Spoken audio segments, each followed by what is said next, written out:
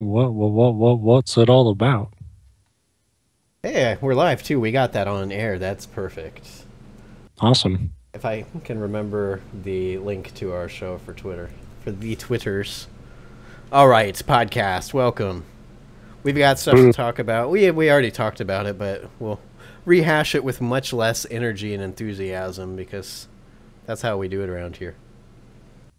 So I guess we're gonna start with this cowherd esports stuff, I crap suppose stuff. I don't give a crap about him because, like you said, it's just some old sports guy talking about shit that like he. Of course, he doesn't like esports. He would never fucking like anything that has anything to do with the future because he knows. I don't know. He doesn't know anything. Well, in addition to any of that is the fact that Colin Cowherd's like whole thing is about being controversial and not being particularly likable. It's like either you agree with him or you hate him because he's just one well, of he's those kind of people. has that still. He has that like radio personality thing going still like that. And there are a few people who can keep doing that and kind of make that their persona and stuff where it's like how many people think like Howard Stern is genuinely like a great guy. You know, Right.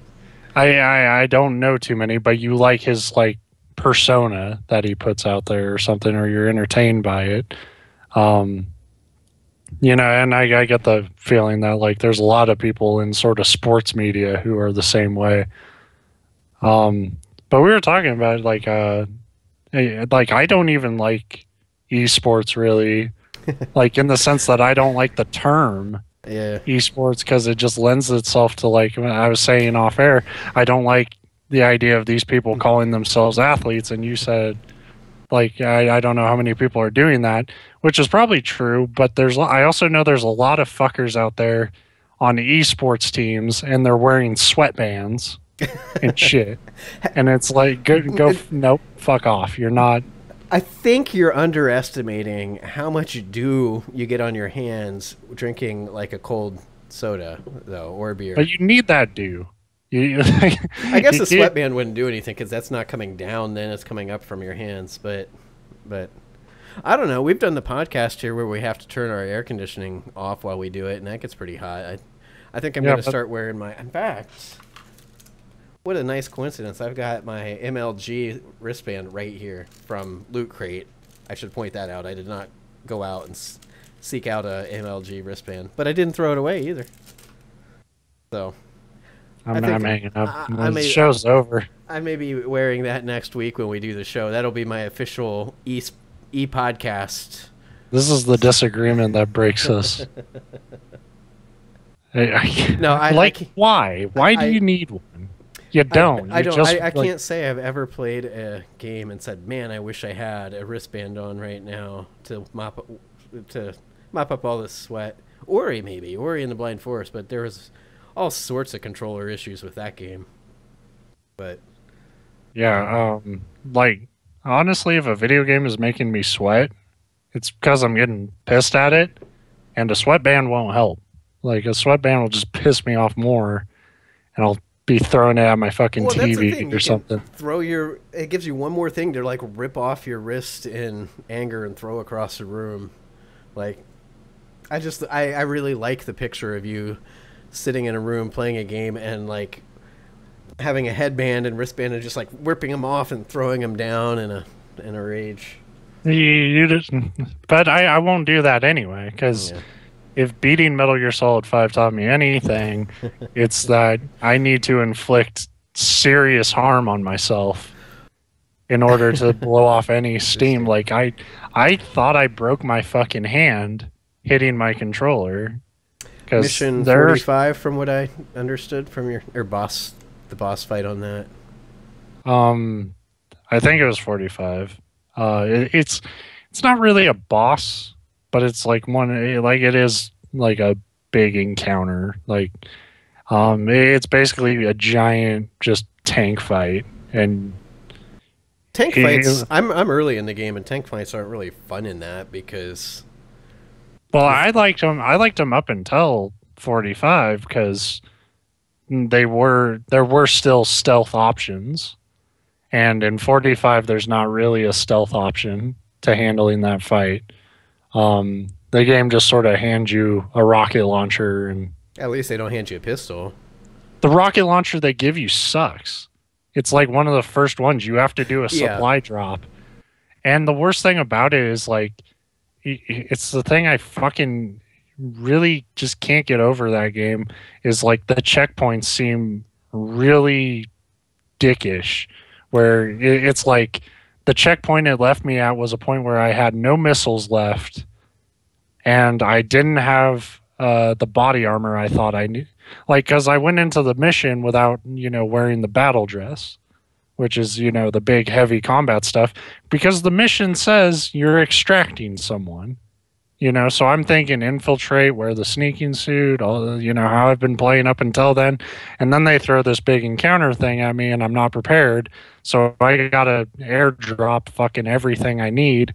And every time I die, I have to redo all those supply drops because I'm checkpointed just out of them. Supply drops are fun though. You get to call them in and then stand in one spot for like 2 minutes waiting for them to come down.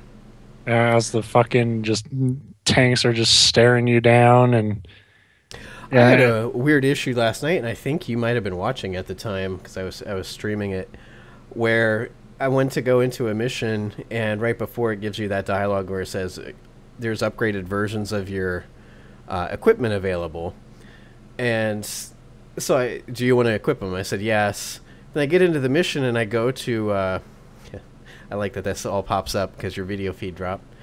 But I go to play the mission, and I suddenly, like, don't have anything other than my pistol and my assault rifle, and I think, like, a grenade.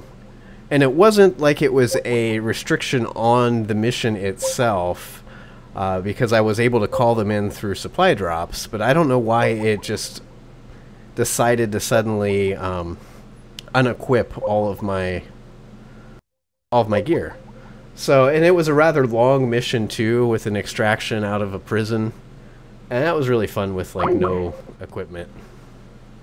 Hey, he's back. So yeah, good timing. So, what that was, if you're watching, is Skype knows Ben very well, because I was launching into one of my stories. It's like, he doesn't fucking need to listen to this. No, that was some fucking... I'm actually really mad about that. Like, I got a Windows say, hey, this program's having problems and needs to close. And I'm like, that's never happened before. What? This is a new computer. What the fuck? And then, like, it just closed it so Skype could update. like Skype didn't even ask me if it could update. It just decided. Oh, we see you're in the middle of a call. Let's update. Fucking assholes. Yeah. Yeah, and your video's gone again. Yeah, well, you don't need that. Ta-da. But now this little box is up here. Go away, little box up here. Or I'll make it bigger. Smaller. So, bigger, professional smaller. Fucking show, folks. Yes. So, Metal Gear. The only what was your story? You missed is, and you were watching, I think, while I was streaming it, but it was a weird glitch where... I think it was a glitch. It asked me if I wanted to equip the upgraded versions of the weapons that I had in my loadout, and I said yes. Then I launched into the mission, and none of my loadouts there except for my pistol, my rifle, and a grenade. Like, I didn't have my C4. Oh yeah. Yeah. And so that was fun.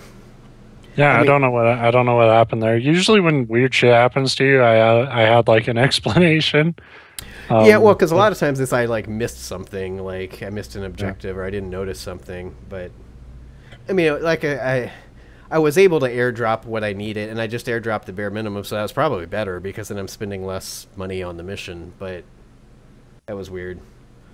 Yeah, but the problem is when I got to mission 45, by the time I was there, money was not an issue at all. I maxed out my money. Like, and now I know what the limit is, 5 million.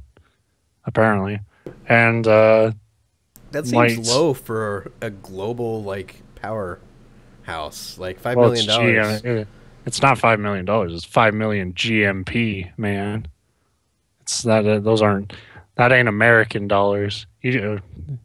Value of a GMP is like $20 to every dollar. Well, it's the P obviously stands for pounds because Big Boss is British. It's at, whoops, I think that was a spoiler.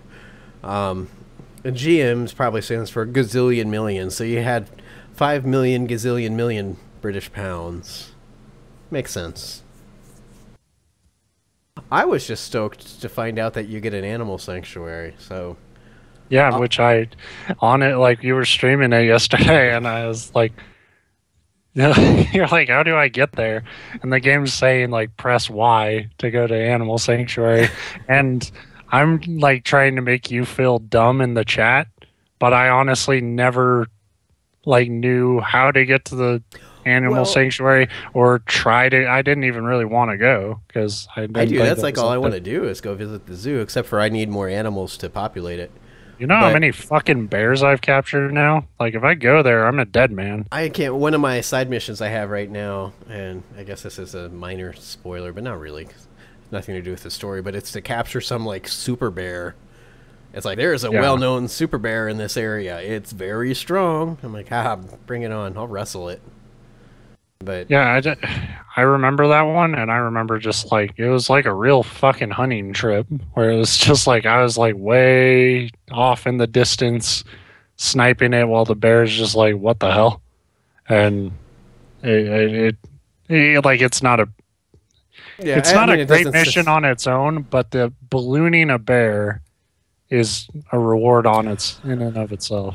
As awesome as the Fulton device is, and I love it for everything, and I'm like way under, it's not upgraded at all, so I can't Fulton the really big stuff yet.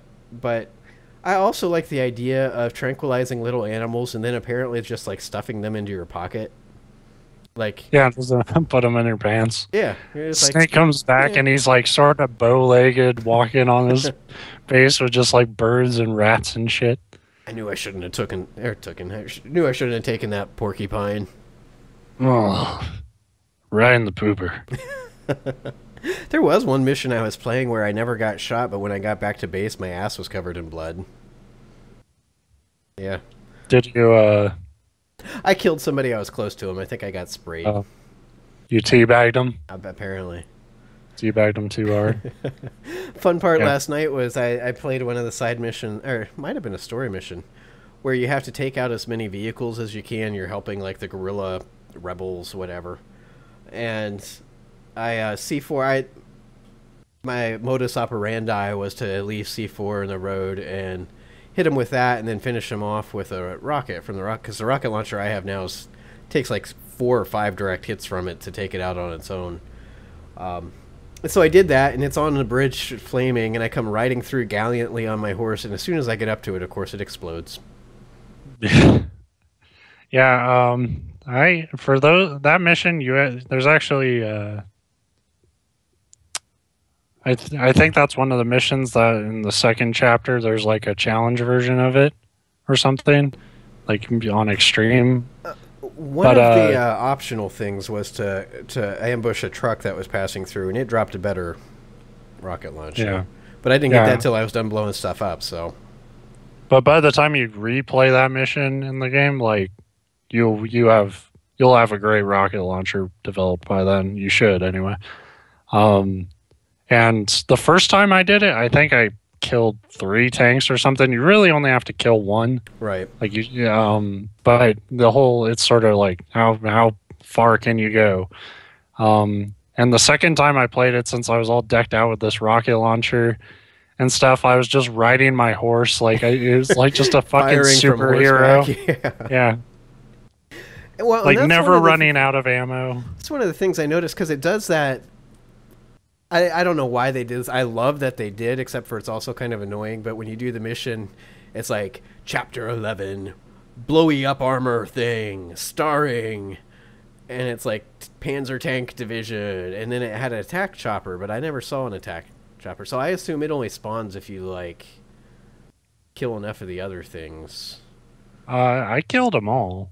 There was that second mission, and there was no chopper. Those fuckers, they lied. They gave it a credit it didn't deserve, and now. Well, there might have been one. I don't remember. Fuck, I don't remember. I didn't see it, and I didn't see it on. Normally, if there's a gunship in the area, it shows up on your map, but I didn't. Yeah, see but it. I might have killed it and just completely forgot about it. At that point in the game, I've fucking blown up so many gunships that it's. That was like a fun mission to stream because I had that when I rode by the tank and it exploded. It hurt me. It didn't kill me because I wasn't like right on top of it. And it was one of those things where I knew it was going to happen, but you figure I can get past here before it goes because there's not really any indication of when it's going to blow up. It's just like smoking. But then towards the end, you have the optional objective to rescue that hostage that's in the back of a Jeep or like some kind of transport vehicle. And it and another armored vehicle kind of cross at the point that you're at the same time. And I didn't want to risk blowing up the hostage. So I waited till the Jeep got by and I took care of the armored vehicle. And then I hopped on the horse and like chased it down. But I get to the stupid vehicle like right as it's approaching an outpost. So not only do I have the soldiers in the vehicle to contend with, which there's 2 of them, that's nothing. But then the base is shooting at me with a mounted machine gun. And I'm far enough away where I'm okay, but they're shooting at the Jeep with the hostage in it. They're trying to kill the hostage. And so I come sneaking up through cover, and I get to the guy, and the Jeep's on fire, and I know it's going to explode at any moment, and there's bullets like just narrowly missing him, and I lift him on my shoulder outside the Jeep. I'm like, don't worry, guy, I got you. And then the Jeep explodes and kills him. And that throws me out into the open, and the machine gun kills me. I'm like, well, that's a fucking fitting way to end this mission. Because that was like the last thing I was doing in it. Yeah. But, I was, last night, I beat the main story a few days ago. So last night I was just doing what's left of like the main missions that have like no story significance, all the challenge missions and stuff. And I think I'm still at like 75%. Like I still have a lot of side ops to do, which I'll probably do tonight because I don't have a life. But I was doing one mission. I thought it was really funny. Like it's a pretty tough mission at first, especially when you're playing the extreme version of it, because a lot of enemies can kill you in one hit. And so you're really just trying not to get caught by anything. And I was doing such a great job, like working my way to the objective point, and I was just picking off guards and wormholing them to base so they can't, like, you find yourself doing that just so like guards can't come back and fuck with you. Right. Like you don't even care about their rank. It's just get them out of here, because if they wake up or somebody finds a dead body, I'm going to be fucked. And I was doing really well, and then like somehow a guard like saw me wormhole somebody through like 3 walls and set off the fucking alarm, and everybody freaked out. So I just made a mad dash for the objective, and nobody followed me for 5 minutes, but they were still in alert. And like I'm like watching the arrows through these walls, moving around, still looking for me for a really long time, longer than normal. And they start coming down the stairs to where I am. I'm literally just outside the objective. It's one of those story points where the game's like, you can't go in there. The enemy's onto you or some shit. So you got to wait it out. And so they're coming down the stairs. I'm just outside this door. And then there's like, it loops around and there's a hallway. So I'm just watching through the wall as these 3 guards sort of come down the stairs. And then they're looking at the wall, like facing me, but can't see anything. And then they're just doing this weird tap, tap. Tap, tap. like they're so fucking nervous, and they should be, because I have a gun pointed right to where their head's gonna be. Right. And then like I'm like, oh, they're, because I think they're gonna come out at this pattern of like 1 2 1 2, and then eventually one of them will poke their head and I'll have to shoot him. Instead, like they do that right until they're right where I could see them almost. And then all 3 of them fucking rush. Like right to where I was. They're like, we know he's here for some reason. Rush him. And I assume you just shot all their faces off. Well, I kind of got fucked because I was planning on like 1 at a time. So I had my pistol out. And instead, like they all rushed me. And one of them I didn't have marked. So he caught me completely off guard. I got all the guys that I knew were there, and then this fucking whack job jumped out with a machine gun, and Yeah, he almost fucking killed me, and I would have been pissed because it took me forever to get to that point. But yeah, I don't remember if it was this show or the spoiler cast, but we were talking about the ending at some point and how it seemed weird that people were complaining about the ending. Yeah. They had. It turns out they were absolutely right too. Yeah. The ending got cut out of that game, and it's not even like a sort of player's perspective thing of like there was no ending. Like no, the mission that was the ending literally got cut out of the game and dropped, and it's weird because you wouldn't think. I joked about Konami holding it ransom as paid DLC, and you mentioned that they wouldn't spend money to develop it, but you don't like develop each level in a vacuum, so it's hard to believe that it's not sitting out there somewhere. At least, maybe it's not completely done, but well, in the thing is how we know what it is and what happens and stuff is like with the collector's edition. One of the bonuses that people got was sort of this video explaining what this mission would have been about, showing concept art and showing basically the last couple of chunk of cutscenes that were only 30% complete, which is really funny, to watch. Those are something I didn't think about, like cutscenes. Those aren't something that like you can just whip up, and those are very expensive to produce. Those are funny because they kind of look like cheesy local like computer animated where just insurance commercials or something. They have like the dummy models and like not the fully fleshed out animation, it sounds like. But the faces are all like they're all fully done, but they don't move. It's because they don't have those animations finished. But it's so, and I can't explain it to you. It's something you just have to see for yourself. I didn't know about that. That's really nice to know that as a thank you for buying a collector's edition, you get to know what you should have had all along, and the rest of you are just like, yeah. But I know it's the hot thing now to just fucking hate on Konami and shit and not pass the buck to Kojima, but I honestly don't know who else you could blame.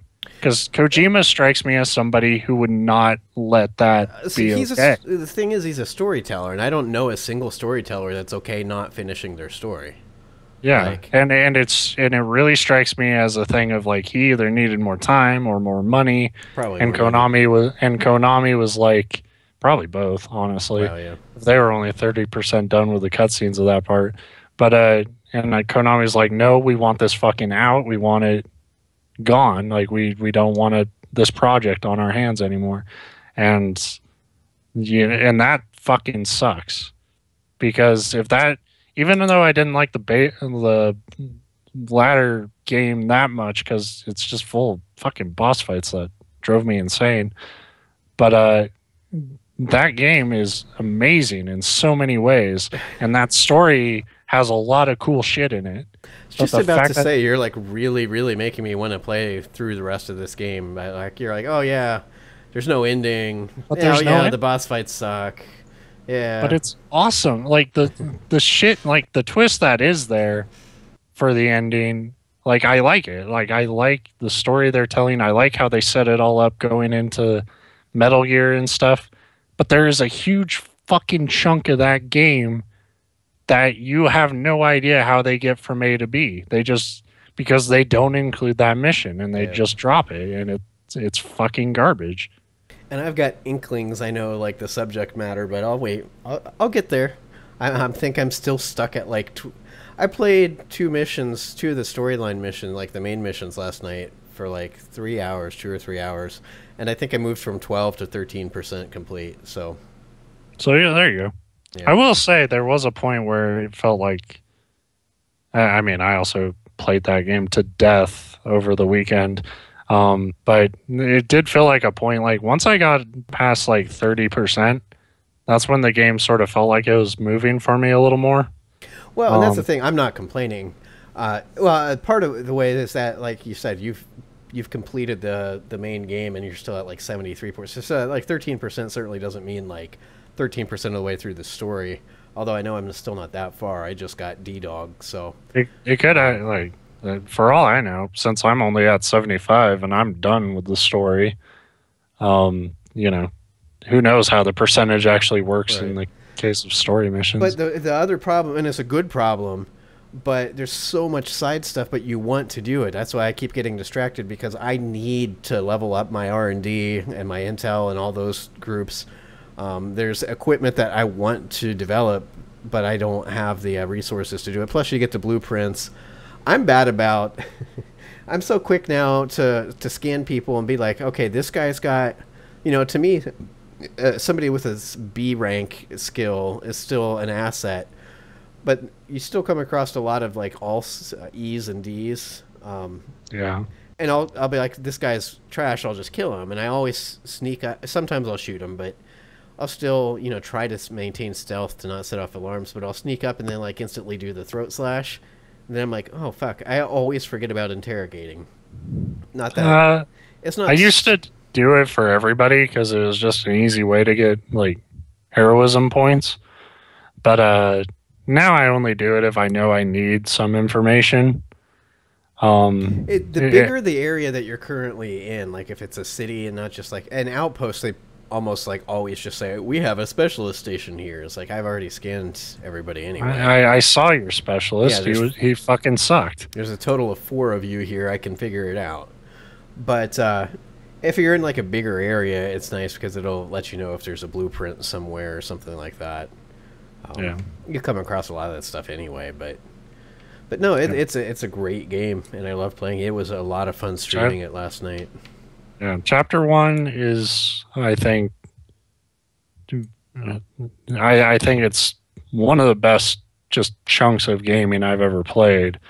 Chapter 2 has a lot of promise, and then Konami fucked it up. But it's still, it's more Metal Gear Solid 5, and that's cool. Like I said, I'm probably gonna do all the side ops I have left at some point today. Probably gonna stream some at some point tonight. I tried streaming Mega Man 4 yesterday, and you were having problems watching it. I got to see screenshots of you playing Mega Man, and I saw my thing like it was having like my buffer rate was not looking good, but I mean I watched the video saved and that looked okay. Yeah, it's the thing. I was thinking that the problem was on my end because I've had other channels that I can't watch my own when we stream. It's weird because our podcast seems to be coming through fine, but when I'm streaming a game, I usually have the Twitch pulled up on my laptop, so it's a separate machine. It has nothing to do with like a CPU issue. Can be bandwidth, but your download speed's not really affected by uploading video. Blah, blah, blah. Yeah, I mean, it's possible that I know my connection was not great, and that's something I didn't really think about when I was talking about this October streaming thing I'm trying to do, which starts tomorrow. Yay. Fun shit. But I live in a house with 2 other people who use Netflix, you watch MLB TV. Well, season's over for baseball, so that's good. But, people are using internet intense shit in my house all the time. And it's like that'll just kill a stream. So sometimes these streams might be late, like really late at night. Too late for you, Steve. It'll be your bedtime. I know, I'm old. But I can't. Yeah, I can't wait to. That's a good segue into the Halloween stuff because that starts, like you said, tomorrow is officially October. I don't even know what I'm going to play first yet though, because I've got all these options. It's all stuff that I have to buy though, but it's relatively cheap, so I'm not too worried about. I'll only pick up 1 or 2 things because you can only get through so many things anyway.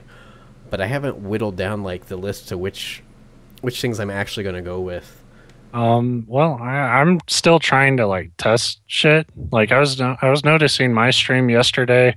The game audio seemed fine, but my mic was coming in really quietly, which Yeah, is and I which couldn't. is the opposite of the last fucking few times I streamed where it seemed like the game audio wasn't coming through. Yeah. So I have no idea what the fucking balance is anymore. Um, Yeah, I couldn't tell. See, I kind of could hear your mic okay, but I could only get like a second and a half of video at a time, so I couldn't really tell. yeah. But But I want to do another test stream of something tonight. Maybe not Mega Man. Maybe Castlevania. that would be good. That'd be a good one to carry over into October. Seg into. Yeah, Yeah, because it's not really horror, but it's very much in the theme. I mean, if you've ever played it, it's fucking scary. um, but I might do that, and then I think I was going to schedule it all out. Like, here's what time I'll be doing it and when, but you know, I can't commit to that too much. So I know I'm going to start it with Shadowgate for the NES because that'll be a fun game to bumble my way through and sort of warm up. And I don't know if I'll play the remake or anything during this month. The only days I know I won't be streaming right now is the 4th and 5th of October. And those days, because I'm working all day those days, and I'm not going to feel like it. But the rest of the month it'll be sort of updated by week, and I'm going to just try to stream every day that I don't have a full work day. and that's why hopefully we'll get to continue. I've got like a week and a half running so far. Yay! I always forget my camera doesn't pick up most of my hand gestures down here. But 5:30 p.m. Eastern time, I've been streaming every weekday. And that will continue for the foreseeable future. It seems to be working okay. Sometimes the stream's only a half hour long, but just depends on what we have to do for the day. I know on the 9th of October, that's next Friday, not this Friday, but next, I won't be because I'll be out of town. But that gives at least a chance to do daily horror game streams, even in little chunks if they have to be. There's just so many options. I don't even want to like get into what I might play. Now, I will probably take Thursday as one of my days that I have a long day to stream, and I think I can do an entire playthrough of The Vanishing of Ethan Carter in a single evening because it's not a very long game. I've already played through it, so I know the solutions to the puzzles. But it's, You think? I think yes. But it's a really cool game. I liked it a lot, so that'll be a fun one to stream. Alien Isolation I already have. I should probably play some of that. That kind of fits. But there's just a whole lot of... I found a couple that have been out. One of them looks really cool because it's just a whole different style of horror game. And then there's some that have just come out. I mean, this is a popular month to release a horror game because it makes a lot of sense. From that aspect. Soma's one of them. I thought about that one, but I probably won't because everybody else is streaming it anyway. So it's not like, yeah. Yeah, I don't like. I know I'm gonna probably try to stream Layers of Fear probably after Shadowgate, and then that's the thing. I don't even know if I'm gonna play these games to completion. Because a lot of them, I don't know how good they are. Right. So, like, if I think it's just shit, then yeah, that might just be a 1 hour, to 2 hour just fuck around thing. But some of them, like Shadowgate, to me, I think that would be a fun one to try to beat. Because I never actually have. I just play to see the Grim Reaper stare you down, and then you fucking shut the NES off and you go hide under the blanket. Yeah, because I can't get you under a blanket. Everybody knows that. Death cannot reach you under a blanket. So yeah, I mean, the best way to, if anyone who sees this is interested, follow the NJoystic Twitch channel, and you can find my channel at McBizQuick, so, and we'll update it all on Twitter and shit when we're doing stuff. Try not to do it at the same time, but no promises. No, because we'll both basically just be streaming when we can do it. But yeah, I don't know what happened to that. I'm going to... Anyway, I'm screwing around with our stream right now. But that should be fun. Tomorrow, I should. I mean, that's October 1st. It's time for the horror stuff. But ta-da, there now our Twitch or Twitter stuff's down at the bottom of the screen. Ta-da. I think tomorrow though, because I've been reading some things. I like to screw around in Unity. I don't want to say making games because obviously I don't make games. I've never completed a full game. But from time to time, I'll like learn these different concepts on how to do stuff.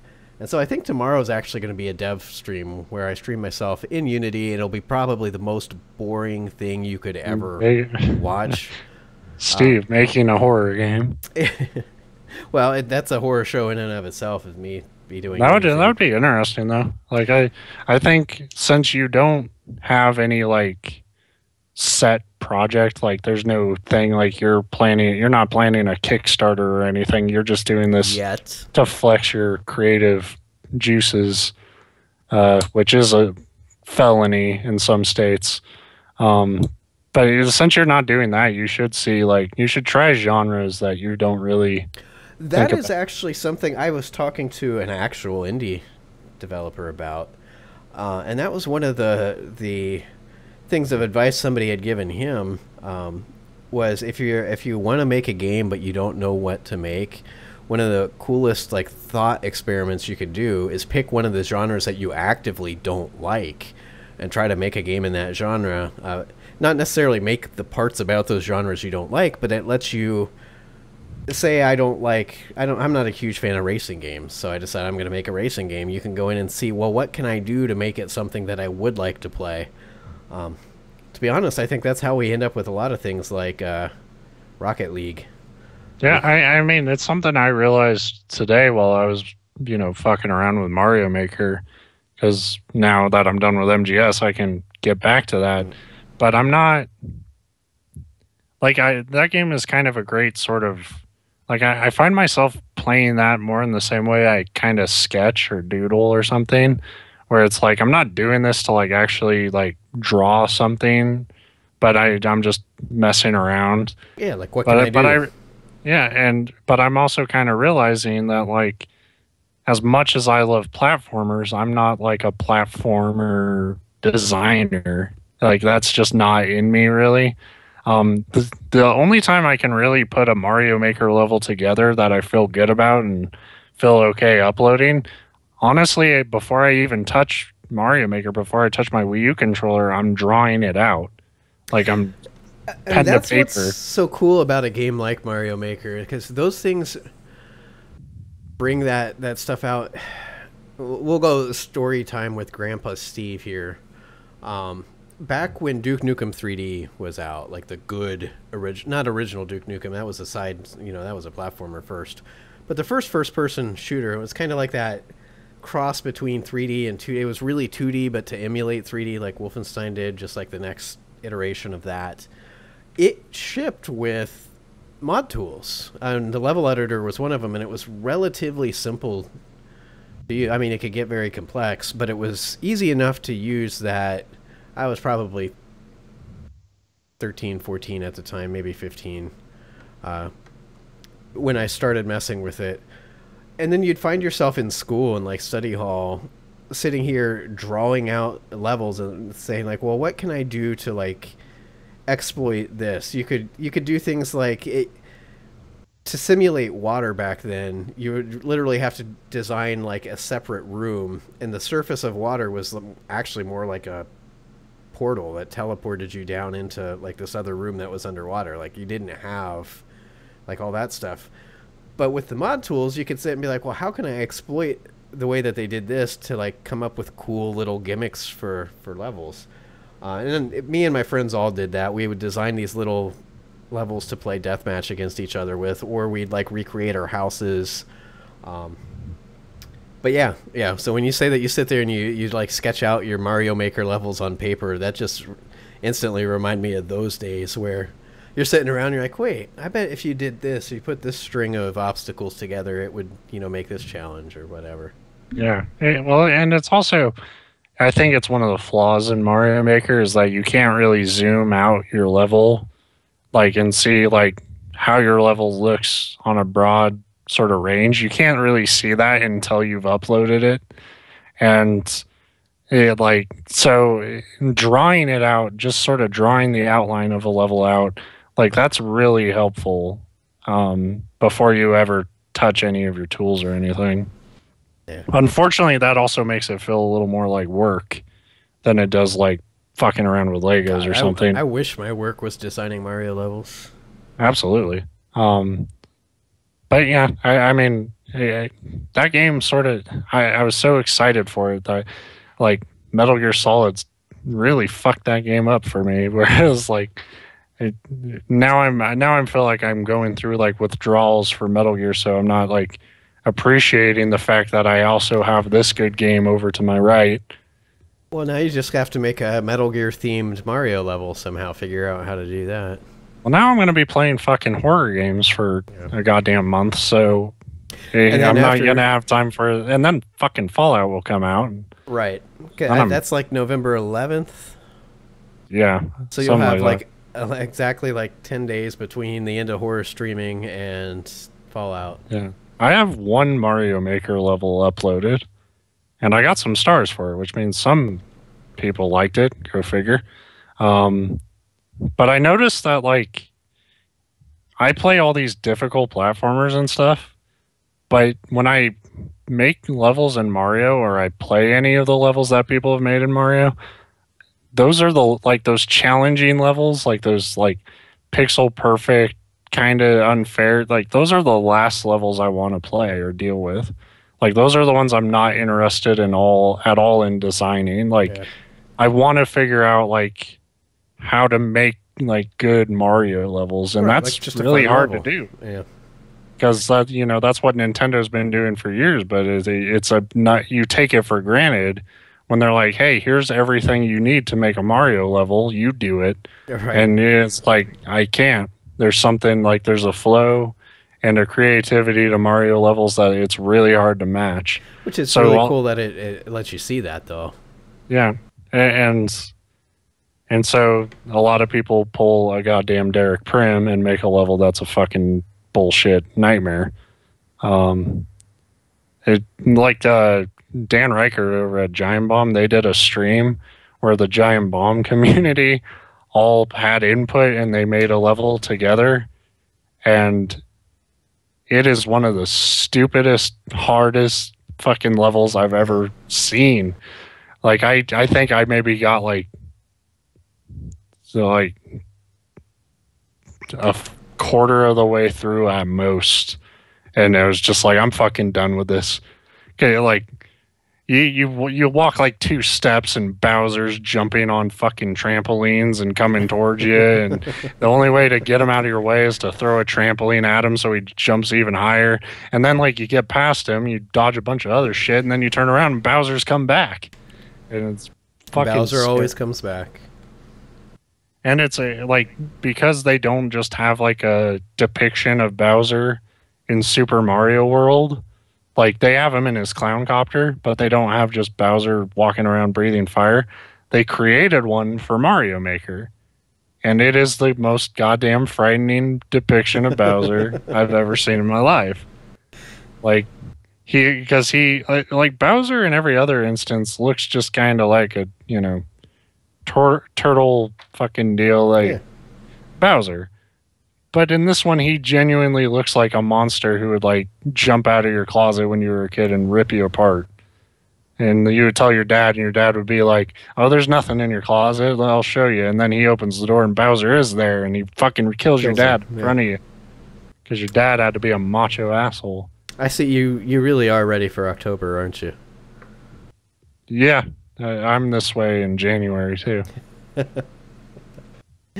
Well, I think part of the problem is with like the difficult levels is people often mistake unfair for difficult. Like, I mean, unfair is difficult, but well, I mean, like it's people are always like saying like, well, it's beatable. You couldn't upload it if you couldn't beat it. But just because you can beat it doesn't mean it's not bullshit. Right. Like, is it a satisfying challenge of like, oh, I figured that out?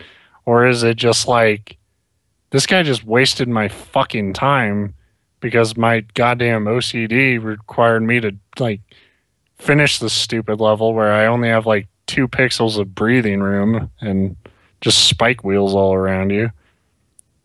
And like, Super you can Meat pull Brothers or Super Meat Brothers. yeah, I guess that's what.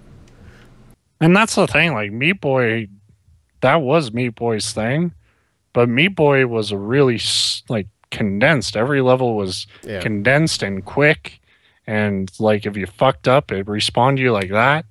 You know, and this it's still Mario. If you fucking die, it's boop boop boop boop boop, and then fucking you gotta take your next life screen and then restart at the beginning, and it's in Meat Boy, it's you don't need checkpoints because the levels are so small. In Mario Maker, you don't have checkpoints, and some fucking crazy assholes, you really should have checkpoints.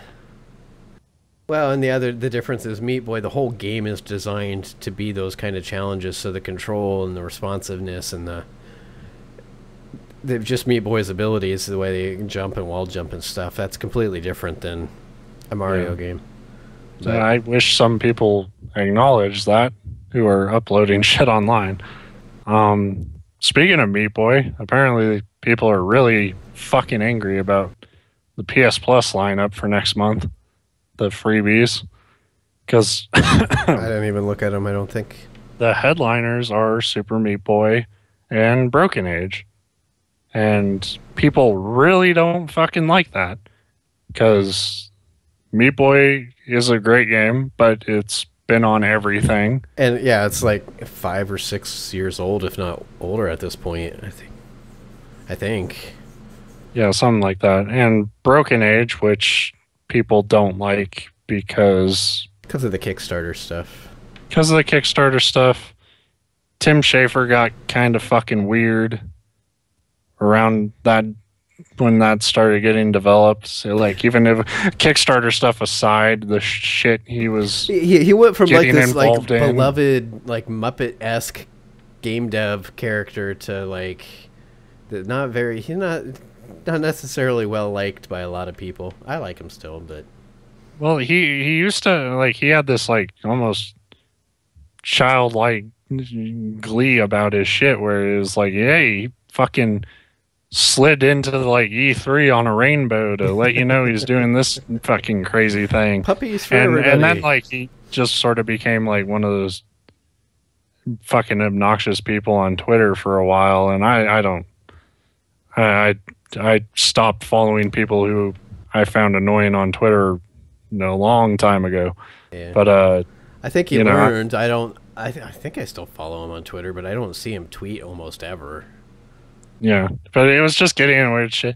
And now there's just this sort of atmosphere with the Kickstarter thing and stuff where it's just like, and like for a lot of people who were excited about Broken Age, it feels like a broken promise to them on a certain level where it's like, we paid for this game and now you're fucking breaking it up and you're changing the business model for it and it's all fucked. So I understand that on some level. At the same time, I'll fucking take Meat Boy again. Yeah.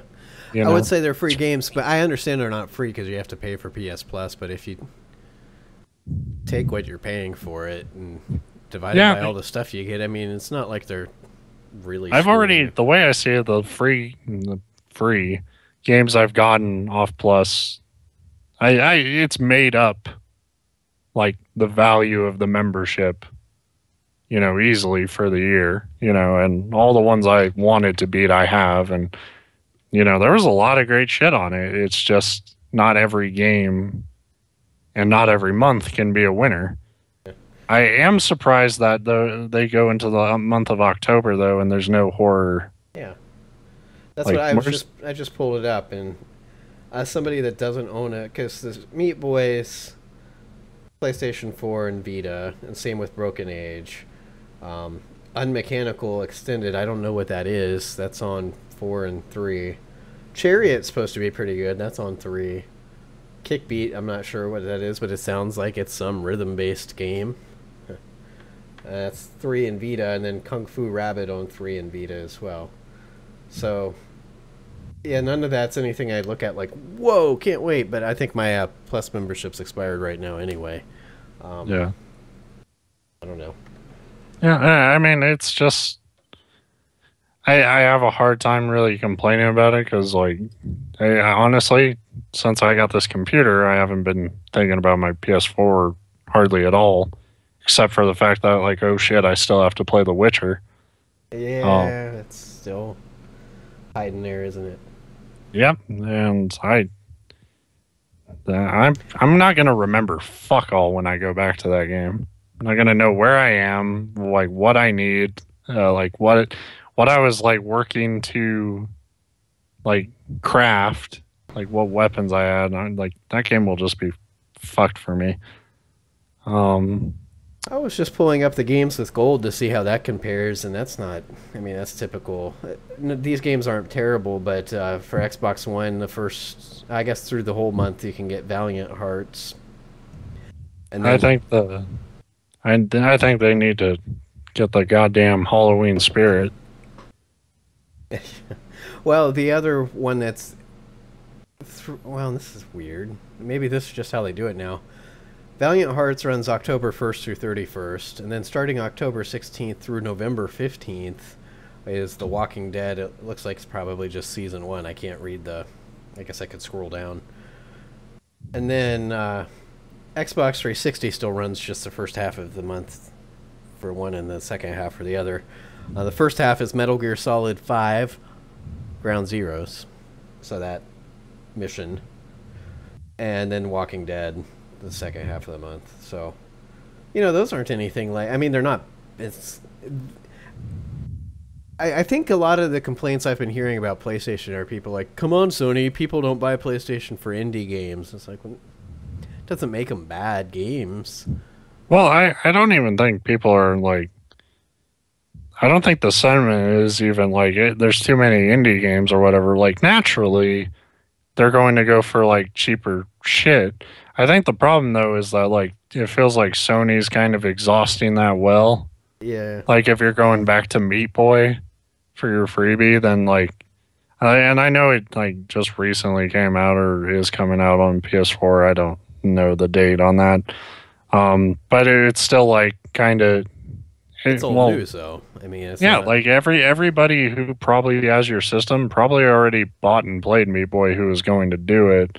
Yeah, I mean, it was the same complaint I had when Microsoft put up Gears of War, like, 1 for one of their games with gold. It's like, that's one of your guys' pivotal games. About 90% of the people that would even care to play it have already played it. Yeah. It's so, you know, I think people just want, like... Well, people want, like, Uncharted 4 to show up for free, but... Yeah, well, I mean, yeah, the world wants to get everything for fucking free, but I think it's also, like, they want, like... I don't think it has to be, like, a brand new thing to be, like, a surprise and, like, a pleasant one, where it's like, oh, shit, you're giving that away? Awesome. You know, Transistor was one of those, and that's an indie game. Yeah. And that was like a huge, like, for me, I was like, shit, that's awesome. Because I was probably going to buy that. And now I don't have to. At least not directly. Costume Quest would have been good. That's how you get Tim Schafer and shove it down somebody's throat for October. I would think about, like, seeing if you could get some, like, Tearaway. Yeah. Or well, and that's... Well, maybe it's because it's not out yet. I don't think it's out yet. Maybe it is. The Tearaway Unfolded, I think it's called. Basically the remaster for PlayStation 4. I would be interested in that if I had to play. I'm interested in Tearaway. I thought it looked fantastic, but I don't have a Vita, and I'm not ever going to have a Vita. That would be a great option. But I don't know that that's out yet. Yeah, I wasn't necessarily saying for this month. I don't know if it came out or when it's coming out, but I know people liked it, and I know that seems like that would be the type of game, you know, Sony would do well to back or something. If the idea is, you know, get more people to subscribe to PlayStation Plus. If it's, oh, we got a lot of people on PlayStation Plus, who gives a shit? Then, kind of feel like keep doing what you're doing. Is there more stuff hidden behind the PlayStation Plus paywall with PlayStation 4? Like, Can you still do Netflix and stuff without it now, or do you have to have it for that? You don't need Plus for Netflix or anything. I want to say that was Xbox that had the. 360 did, and then there was that where Xbox One was going to, and then they didn't, and all of a sudden Microsoft were like these saviors for relenting, taking away some terrible thing that they shouldn't have been considering in the first place. But yeah, no, I mean, I didn't get my Plus until, after having my PS4 for a while, but I had Netflix right away, and MLB TV was hooked up on that and stuff. So, yeah, I don't think they ever had that paywall for like other internet things. I was just wondering if it wasn't as important to offer free stuff to get people interested in Plus now, or I don't know. I'm not one of you dirty console gamers. I'm PC. You're elite, man. Yeah. You got a fucking sweatband and you're gonna use it. Mm-hmm. So the other fucking cool shit that happened this week, the stuff we somehow managed to put off for most of the show. Tony Hawk Pro Skater 5. I have that on my notes. We wouldn't have forgotten it. How can you? I'm so excited about that game because many people don't know this, but I'm a huge Tony Hawk fan in the first place. No, I've never cared about the Tony Hawk games. They were good, man. Yeah, but I mean, I played them. We've told this story on the podcast before, but one of my most memorable gaming nights, of course, alcohol was involved, but so was Tony Hawk, and I don't even remember which Tony Hawk. I think it was a N64 on that platform. But we were all sitting around playing multiplayer Tony Hawk, or passing the controller. I can't remember how that part even worked, but we were also playing the P game, where you had to drink like one beer per half hour, which at first is easy. After like 8 beers, it gets less easy. And then the last person to actually get up and pee wins. So you're trying to hold it in, and when you're drinking that much liquid and it's alcohol, and you're trying to hold it in, that was one of our worst ever ideas. Yeah, don't ever do that. No, I mean, it's medically dangerous to do, unless you're like me and you have no problem not winning. Because I held out when for it comes to peeing. Yeah, I wasn't the first, but I was very close, because as soon as one person, I'm like, as long as I'm not the weakest link, I'm not going to sit here and kill myself. But then the two friends that absolutely cannot lose, they have to win. Watching them was hilarious. And by the time the second to last person finally gave up and ran to the bathroom, the winner was like, okay, I technically won, and he had to run outside to pee because he couldn't wait for the bathroom to be available.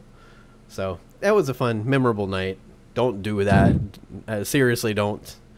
But Tony Hawk was available there, and I remember playing a Tony Hawk demo on my first ever laptop I bought, and listening to TNT by AC/DC over and over again, because that was the only song they included in the demo. But I'm not saying they're bad games. I've never been that interested in skateboard or board sports in general. Snowboard, skateboard, waterboarding. Yeah. I assume that's a metal game. Yeah, I skateboarded when I was a kid and stuff, but that had nothing to do with Tony Hawk. Tony Hawk was, you're grinding on electrical wires and stuff, so it's not even about that so much. But yeah, Tony Hawk 5, I don't think anybody thought it looked good. No. But in all through the development. All through development, I think everybody was sort of ooh, this seems rough. And then, I watched the Giant Bomb Quick Look that they did live yesterday, and it, not only does it look rough, it looks fucking bad. I don't... And it's, this weird compulsion. Normally you try to, keep developers separate from the product on a certain level, where it's they tried, and there's probably a lot of reasons why this came out the way it did. But watching that game in action, Robomoto or whatever the fuck the developer's name is, they really strike me as people who don't know why Tony Hawk was good. Like, they didn't understand the rhythm, like the flow of those games. They didn't understand, you know, like they added this ability to like when you hit the grind button when you're in the air, your character will slam to the ground now. And it was like that's not how Tony Hawk worked. Like Tony Hawk was like you were chaining together these combos, and your character when he was in the air was really floaty, so you had time to do Right. that. And I like that you can grind over like fires and set your board on fire, or that kind of stuff. I don't know if that's well, they've been doing that for in the original games, I think, since 3 or 4. Um, but but it was also just like little shit. Like you enter your character enters a level, and like there's a bunch of like internet people skating. Like they just call it free skate mode, where you're on a map and characters are skating all around you, but you don't interact with them at all. There's no way to like go up to them or can do they anything collide or or start. anything, or do you just like pass through each Jeff other? Jeff Gersman said you could, but when he tried it on like 3 different guys, nothing happened. So by then even he wasn't sure in the stream, and like so all that's going on, and then it's like okay, I want to do a mission or something, or like a trick challenge or something in this map I'm on. So you open up the menu and you click on the challenge, and you would think for a $60 game on next gen systems, since you're already in the map, that challenge would just, pop up and you would be playing. Instead, it goes to a fucking loading screen, loads you back out, and puts you in the map without the online people running around, and See, starts a 1, 2, 3 counter thing.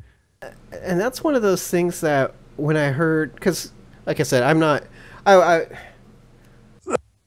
Tony Hawk series, like I was kind of overemphasizing how little I care. They were great games, they really were. I never owned one because they were more fun to play with people. My friends would have them, and we'd play that way.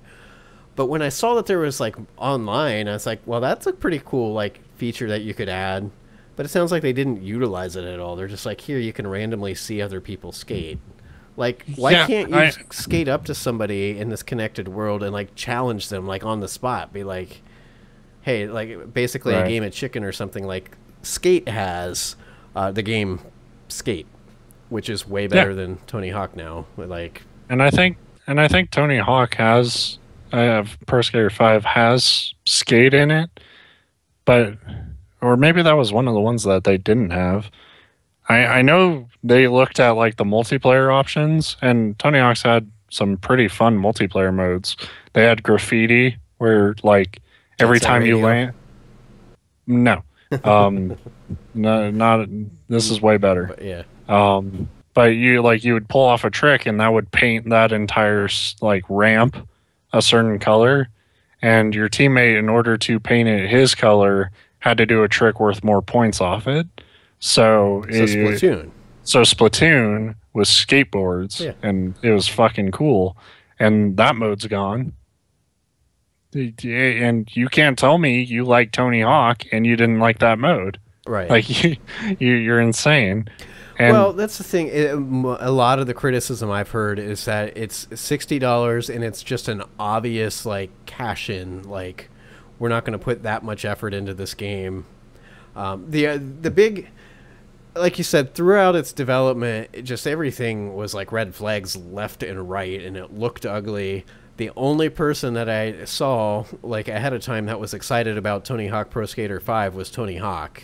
Right. And he might be a little bit biased. Like, there might be other reasons. Well, he's yeah, happy right. he was happy about Shred and Ride because I think he's well meaning, Oh yeah. but he's not a game designer.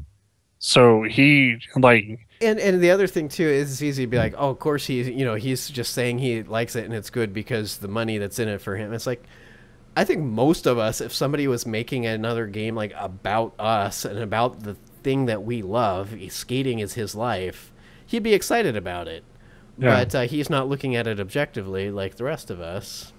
Yeah, and I think especially after kind of the shitty reception, Shred and Ride got with that fucking dumbass board controller and and then even HD, getting a pretty bad reception. I think he was really excited he struck me genuinely excited about the opportunity to, bring back what made those games great. Yeah, just make And another classic. And in fairness, I said it launched Tuesday, but nobody got to see like any preview stuff ahead of time really. When I watched it, I thought, man, this game is ugly. But in fairness, I thought, looking at the video when it's working as intended, like it kind of looked like maybe they were, had that old school play. But well, there's just you say cash in, but watching it almost felt worse to me. Where it didn't seem like, because to me that would be a nice excuse for that game. To me, and it's why I'm putting so much shit on Robomoto or whatever their name is. Like, it really just struck me like they didn't understand, and that's fair. Like, if it would be like coming up to me and saying, "Hey, make a Tony Hawk game." I can't fucking do it, you know. But they're in charge. They're now in charge of that series after taking it from Neversoft or whatever, and the levels layout does not flow together very well. As we talked about, the loading screens popping up every 2 seconds, and if you want to restart a mission, like Tony Hawk was one of the first people, well, not first people, first games yeah. to have that sort of trials instant, retry, boom, you're back, try it again. This thing, you go into the menu, hit retry, hit confirm, loading screen, come back, countdown timer again. And it's not Tony Hawk should be even faster now. It shouldn't be slower. But you even hate to give them the excuse that they don't understand Tony Hawk, because you say Robomoto took over for Neversoft, they did, but they took over with Ride back in 2009. They also did Shred. They're the ones that did HD. So it's not like this is the first Tony Hawk game. You hope that by their fourth fucking try. Plus, there's a skateboard slam game in there too. So that's. But you also have to remember, Ride and Shred were very, very different games because they were trying to use that controller attachment thing, and it was the structure of them was completely different. It was an on rails trick thing. Basically, they would deny it, but fuck it. If anyone's playing on the mode where you have control of your direction and momentum, you're insane. If you're playing that game at all, you're insane, yeah. or you're 8. My dog's fucking freaking out, scratching his back on the floor. Thought he was sneezing. I heard it back there. He's sneezing, but he's also just a monster of hair, and his back itches. Little shit. I get it. My back itches all the time. And you rub it on the ground like a bear. And make noises. Yeah. The only real Tony Hawk game they made was before 5 was HD. And HD was bad. Yeah. And everyone thought HD, oh, this will be great. I can't wait to, replay this stuff. And they somehow fucked that up, and the game was made for them.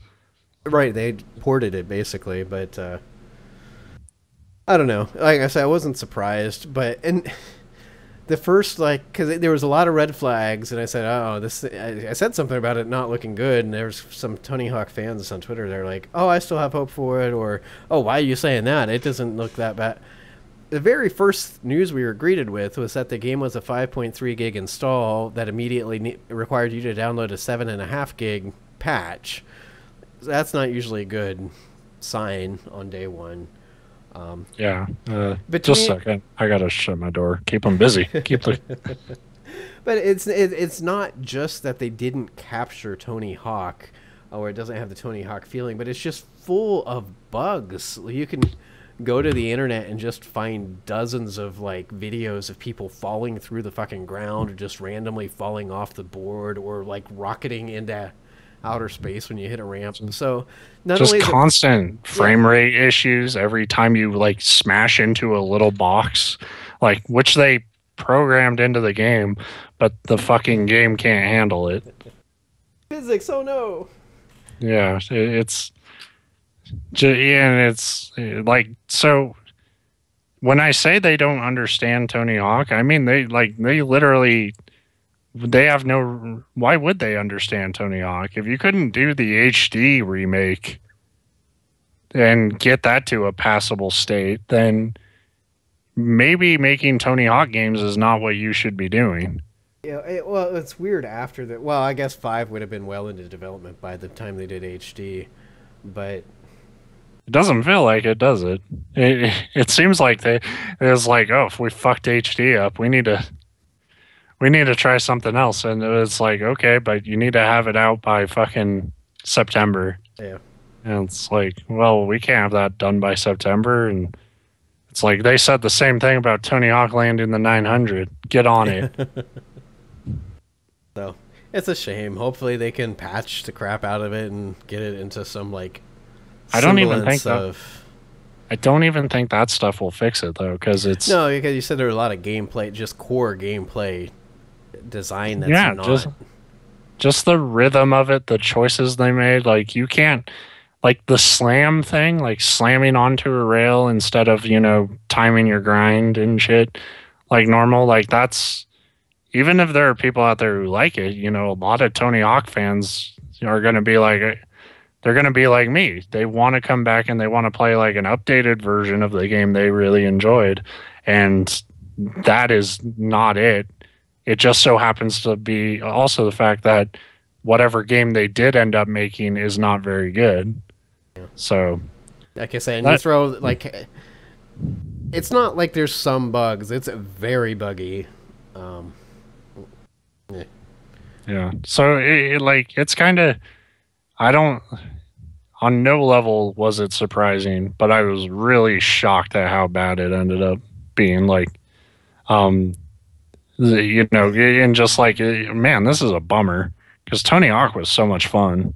Yeah, and it'd be bad enough for like a $15 downloadable, but as a $60 full release. Yeah, that's absurd. Like I honestly didn't know that until yesterday when they said it on the stream. And I was like, 60 fucking bucks for that? Mm-hmm. You're crazy. The best way I saw it put, and I wish I could attribute it to the right person, but I don't remember who said it on Twitter, is they said the game seems to be designed as one of those games that will go onto a GameStop shelf, and you'll have somebody that doesn't read reviews or pay attention to this stuff on the internet walk in and say, hey, a new Tony Hawk game, and just buy it off of that. Well, that's a hot demographic, Way to go for that market, you morons. Now, like you said, I don't think they intentionally made a crappy game. They couldn't make the. Yeah. Well, yeah, I'm almost being meaner, where I'm saying that I think they're incompetent, and that's we'll not also a find fun. out they're like a 3-person dev team or something. It's like, oh well. Well, I know they're smaller, but. To be fair, I mean, they're like I said, like there's just core shit that's wrong with it, and business wise, it just, even if you did like the gameplay, I think $60 for like, I think there are 7 like levels in it and stuff, and like that shit might have rolled okay with like the PlayStation 1 and the N64, but it's like it's not the same thing as like a shooter that you can like 7 maps and then we'll bring out new maps with DLC or whatever. Like the maps in a skateboard game aren't very big, ever. Until they did some open world stuff with Tony Hawk. But yeah, I mean, like you can't limit it like that. Not for $60. Like flawed from top to bottom. Really, just really a bummer. That like I just don't think anything for that game worked out on any level. Speaking of flawed, did you pay attention to any of that Call of Duty marketing, Twitter marketing yesterday? It got people so pissed off, and I understand why. I'm How can we focus on marketing when there's a terrorist in Singapore, Steve? Exactly. That was a very, very poor choice of viral marketing. But if you didn't catch it, Call of Duty, through an account made to look like an actual news account, but not like CNN or something. It was just like called World News something. I couldn't even see the full name because it cut it off.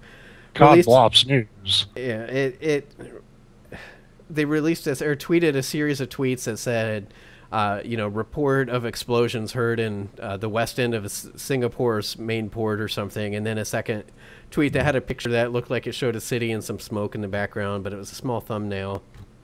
It turns out it was actually a screenshot of the game, but they'd be happy to know, like, I couldn't tell it was a screenshot at first, but the truth is it's because it was this tiny little fucking thumbnail. And then, like, another tweet that said something about, like, please, authorities are asking that civilians don't interfere with official response teams or something like that. And then it turns out it's just some fucking marketing scheme for Call of Duty's new game. But I mean, like, given that there was an actual port explosion over, not in Singapore, but close enough, with like thousands or hundreds of people. I can't remember what the final death count was in that, but it was a terrible, terrible tragedy within recent memory, like 2 or 3 months ago, I think. Yeah. I'm terrible with time. I mean, on one hand, like, part of me is like, I'm not flipping my lid about it, because it's like, you see the real thing on like news fucking feeds all the time and stuff. So like the fact that somebody did it with their marketing doesn't surprise me in the least. But if you were somebody who was like, I have fucking family in Singapore or something, like, what if, like, shit, what the hell is going on? And like and then you find out it was for fucking cod blops. I'd be pretty fucking upset. Yeah. At the very least, it was poor taste.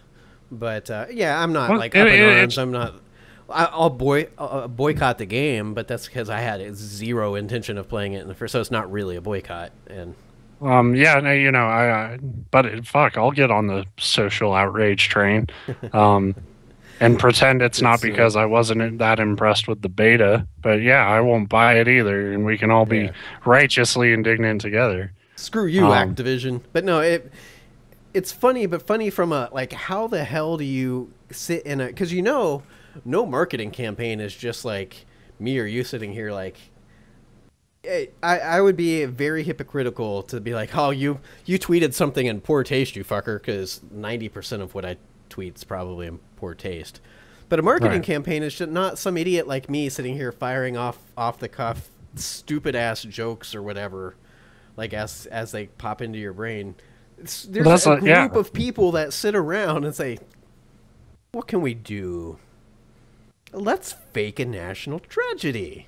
Yes.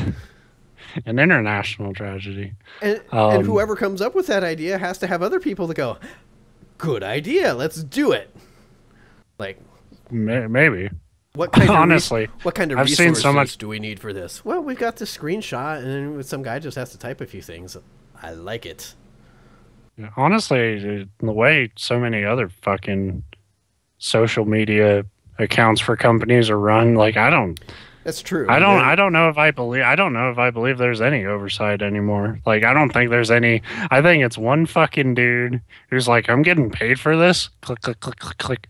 And just fucking spews out whatever comes to mind. The fact that, like, honestly, if it were in the guise of a joke or something, I would defend it even if I thought it sucked. The fact that it was just straight up marketing and just like, fucking people deal with enough goddamn fear in 2015. Like, and it's just, and being on the internet doesn't help. It's just fucking shot at you every goddamn day. The fact that you're like using that tactic to just sell a video game that you're going to sell buttloads of copies anyway, you have to be fucking dense. Right. Well, I don't see how that, even at its most innocent, say that you don't take offense at it, you don't think it was poor taste. What is the sales pitch there? Buy Call of Duty. There's an explosion in Singapore. It's like, I fucking know there's explosions in Call of Duty. It's Call of Duty. This is dramatic, and the war has gotten real and real fucking stupid. Civilians are involved this time and last time. And the Like, time why are you before. doing it that way? If this is for Blops 3, and if you play the fucking beta, am I wrong about that? Is it a different game? No, you're right. If Blops 3 is one of the fucking, like, I know already from the beta, it's tonally one of the most lighthearted, stupid, dumb shooters those guys have ever made. And intentionally so. You can tell they're trying to be over the top and corny about it all. So what the fuck is, like, why, like, a real, like, gritty, like, you know, what you say is that in Singapore, a bunch of fucking robots with the fucking word badass spray painted on them have dropped down and are now fighting with like cybernetic super soldiers and shit. It's like, you know, it would be like a news story like that. That's a fucking marketing campaign. Like, just saying that there was a goddamn terrorist. Yeah. It's like, well, there are goddamn terrorists. Right. It's very, very believable that a port somewhere had an explosion. And like I said, if like somebody you know, obviously I care in general if there's a terroristic tragedy, like that's bad no matter who I know. But if I absolutely knew somebody in Singapore, I would be fucking pissed about what they did. See, now I'm sitting here, though, thinking what fun I could have as a brand manager, like for a social media account for places, and think of what campaigns. The first one that popped into my head, because I'm an awful, terrible person, is I want to run the Jell-O Twitter account and announce that we've come up with new pudding cups that have that technology that makes them change color if roofies are put in them. Like, that'd be my sales pitch. Pack it in your kid's lunchbox. Yeah. Yeah. Be like, there's never room for roofies. Always room for Jell-O, though. That sounds like something like at my work. Like, we have a projector, like a big display that's just always playing advertisements for customers, and it's kind of funny. Like, all these commercials like say like ask an associate for details, and then they do, and I'm like, I don't know. It's like, what's this product about? I don't know. It's just a commercial that plays. But like, it sounds like one of those that would come up where some manager dude would be like, here at Jell-O, we think we can be more than a delicious snack. We think we can prevent child abductions. McDonald's, now with 80% less E. coli. Did you know Rohypnol works twice as strong as your child? We've done tests. The average child can't tell when they are being drugged. Have you seen, I think it's, I don't know if it's like the Today Show. My wife watches that. I fucking hate the Today Show. It might be like 60 Minutes. One of the does these things. It's got to be the Today Show, where they'll set up these like fake sting operations where they'll get parents in a room and they'll like set up like some unmarked van in the kids' school's parking lot giving out candy. No, one of them literally was like one of those vans that you can set up like video game booths inside, and the stranger would pull up and they would ask the parents, like, do you think your kid will get in this vehicle with this stranger? And the parents are all, no, we raised our kids good. And of course, kids are fucking stupid. I don't care how good you raised your kids. Kids are stupid. So then, of course, they have hidden video of these kids like going into these vans, and these parents are like, oh my gosh. And they're like the dumbest segment I've ever. It's like some bored news person sitting around like, we've got 15 minutes to fill. What can we exploit? How about the stupidity of children? But like they've got like a whole series of these things. But it's just funny at the like fake shock. I'm sure these people are really shocked, but they shouldn't be. Like what does all the segment really teaches you is that parents are dumb and they think that their kids are different than literally every other kid on the planet. But yeah, and that's As we know, that's true. It's absolutely true and right and fair. I don't know And what my point is, but something reminded me of that, so I launched into that tirade. the point Garr! is that children, they're fucking dumb, Screw and you, Today Show. they need to protect their pudding cups. Let's just launch unprovoked attacks on all sorts of things on our show. That's what. Yeah, I've already like if I was like everything I just said about Robomoto, I would never say to any of their faces. Just I'm so gonna we're ask clear. him on our show next week, but not tell you until like. I honestly, I actually everything I think I can defend, Yeah. like, and I would say it And to their face. I don't think that they could. How could you refute? Like, it's not buggy. All those people falling through the ground. We designed it that way. Well, yeah, the best you could say in defense is like, well, it's really hard making a game. And It's I like don't disagree. I can't do it. I bet, but you got fucking paid for it.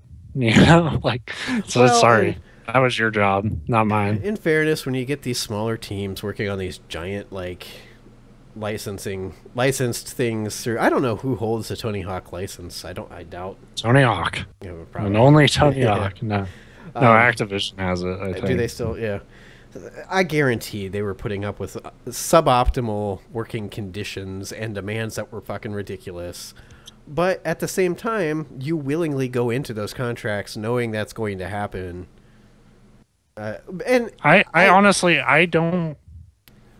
I think. I mean, you know, regardless of what you thought of Ride and Tread, I thought those games were terrible. In some ways, they're worse than Five and HD. But I think when they went to Robomoto, the idea was like, we're going to change what Tony Hawk is about. So they weren't even really brought in.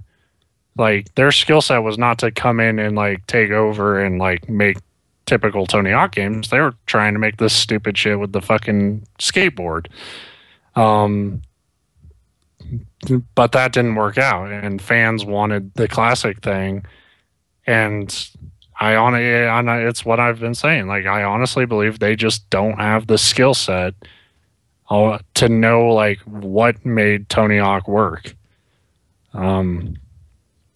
And you know, I honestly, who knows? Like they could have gotten a different team. They could have faithfully recreated everything I liked about the series, and I still would have been like, no, this hasn't aged well, you know, or something. But luckily, we can still live in Dream World because they didn't make that game. all right. You know, I don't know. I almost made the argument yesterday that like, well, what really can you add to the formula? Like maybe that's the problem, is that they were such good games at what they did.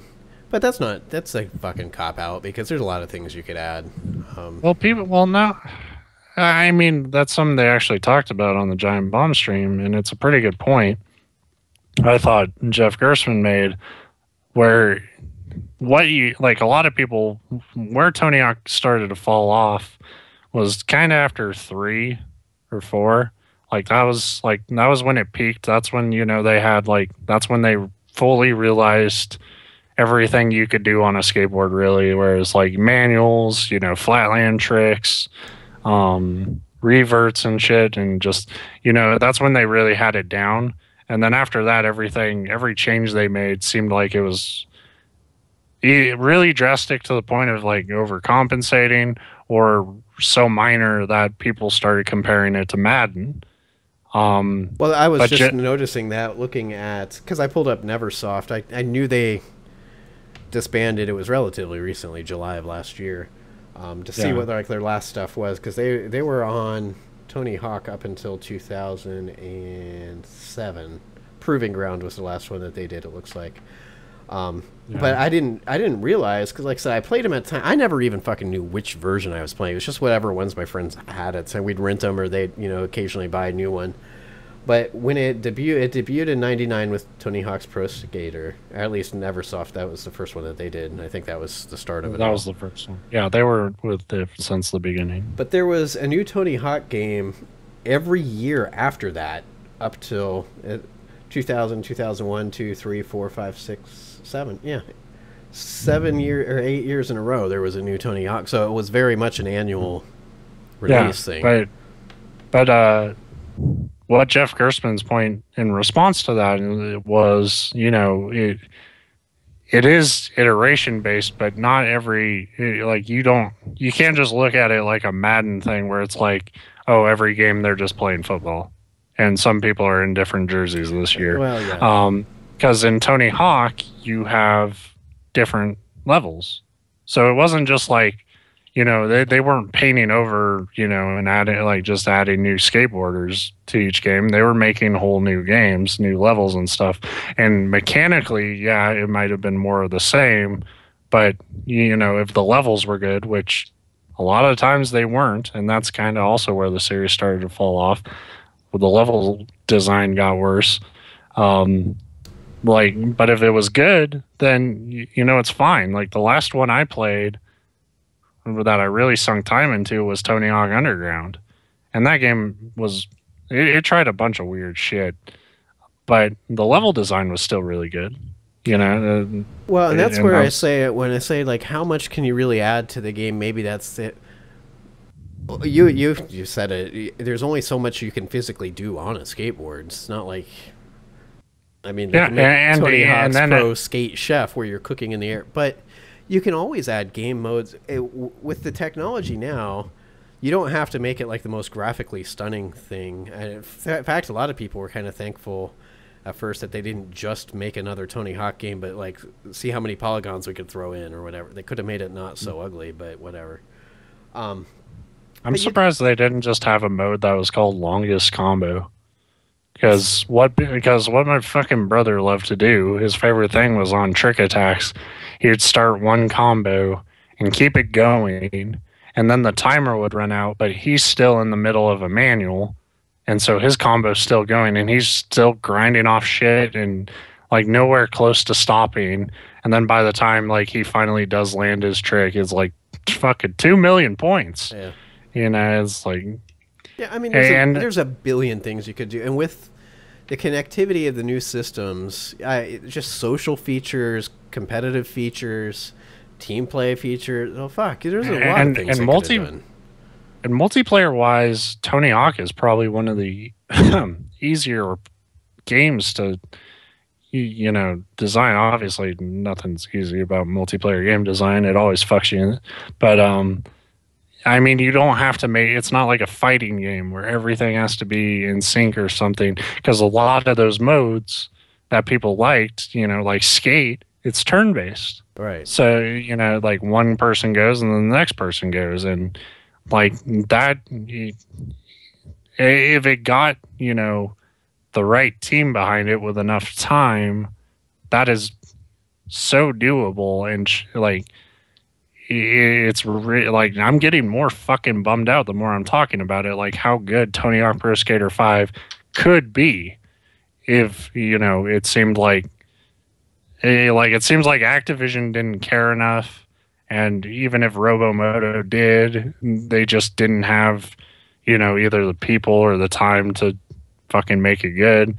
But I like I said, I stand by like some of the things they went out of their way to do in that game tell me they were not the people who should have been on this franchise.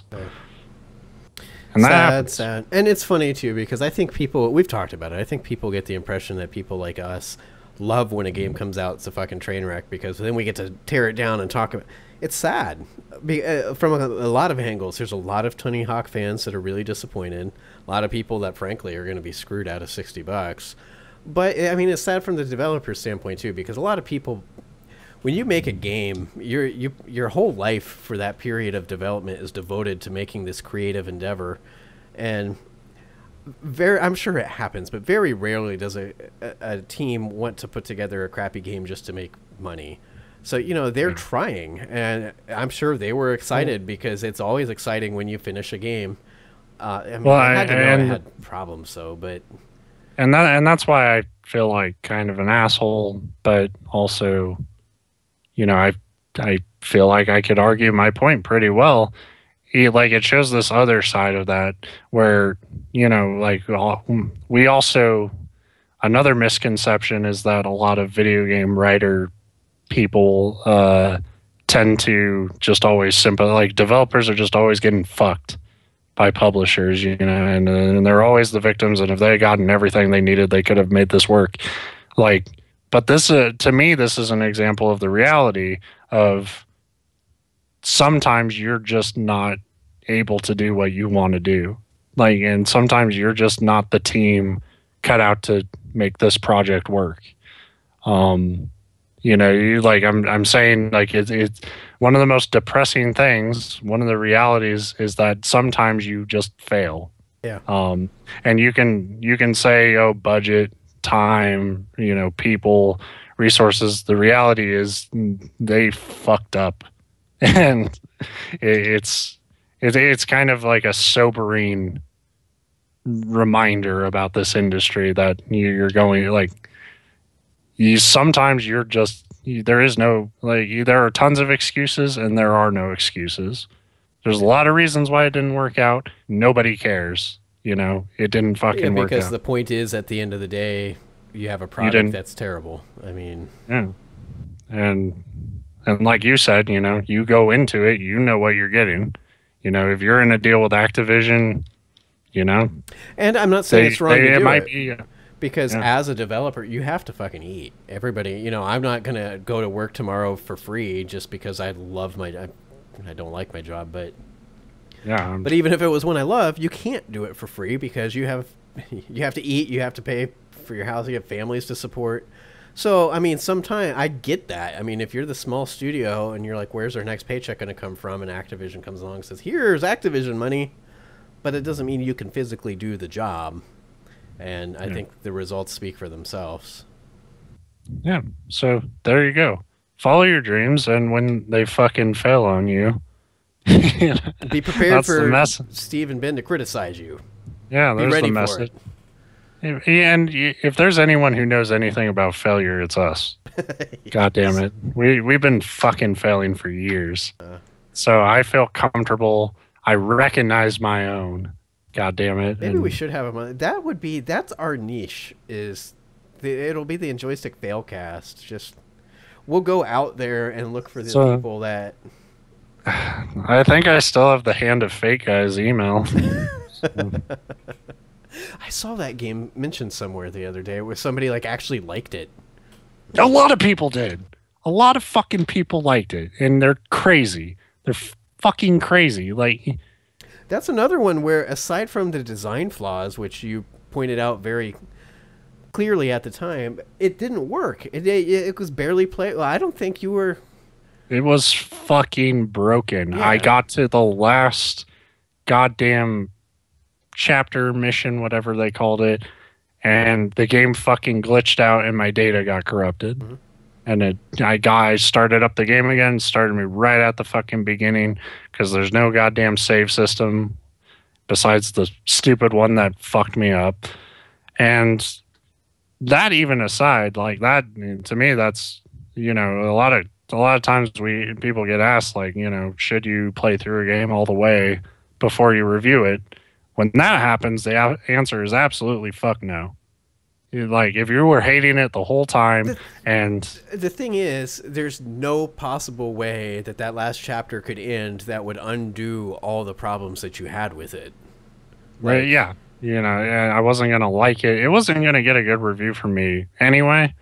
But the fact that it fucked me out of the final boss or whatever, that was absurd. And that chapter was sucking anyway. It was so. And to be clear for people that are horrible, horrible people and haven't listened to our show for a long time, it wasn't like the game worked perfectly and then just one weird glitch corrupted your save. No, you were having all sorts of fucking problems with it.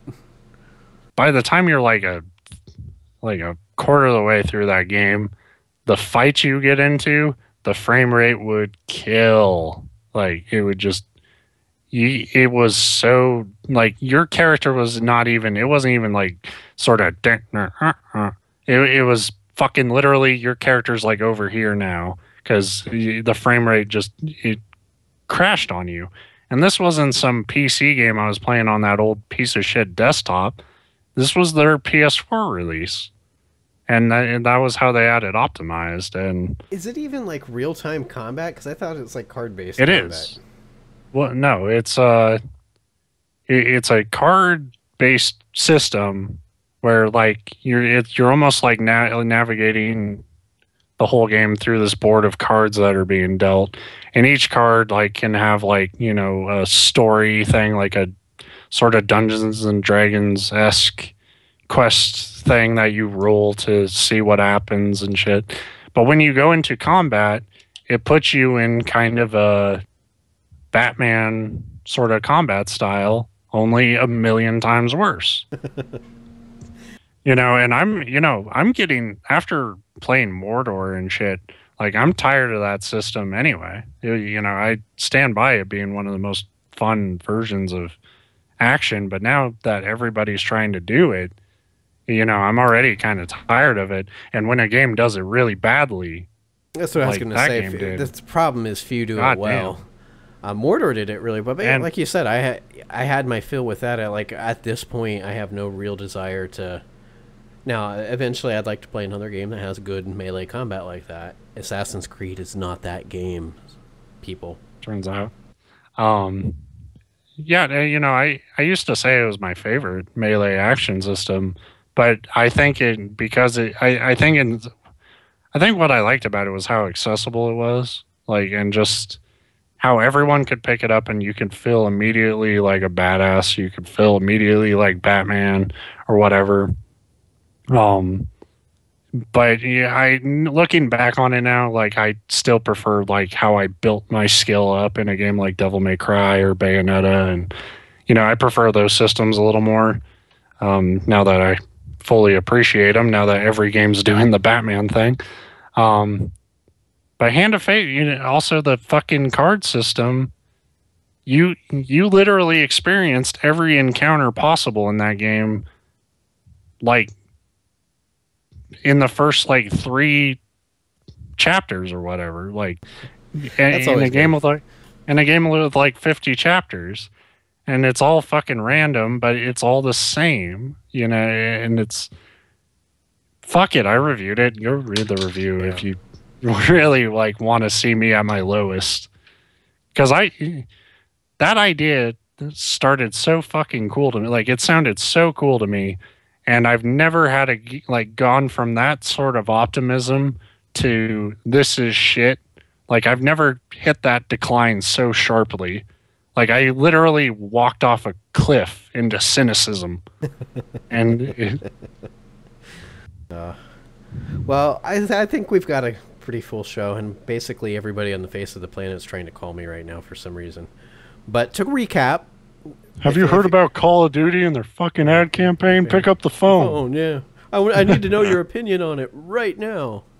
You're into games. What do you think of these monsters? Watch the show. Recap: Metal Gear Solid, awesome. Play it.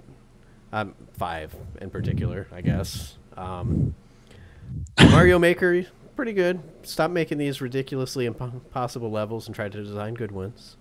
Or don't. Keep doing what you're doing. I won't notice. Activision, stop being Activision. Tony Hawk, stop being Tony Hawk. And go back to being other Tony Hawk. Yeah. And stuff. There was other stuff. Oh, yeah. The important recap is that our October horror streams will be starting maybe tomorrow. But if not tomorrow, Friday. I'm going to go ahead and say it. Mine's probably going to start tonight. So there you go. Yeah. So tune into those. Mine will be at 5:30 p.m. Eastern time, Monday through Friday.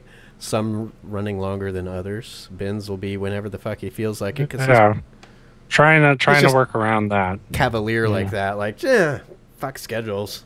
I'm just gonna do it. I'll try to let people know like day of, like, so they can prepare for it, but no promises. Sometimes they might be spur of the moment, like, fuck, I finally have a couple hours free. Let's do it. We're gonna fucking play Among the Sleep.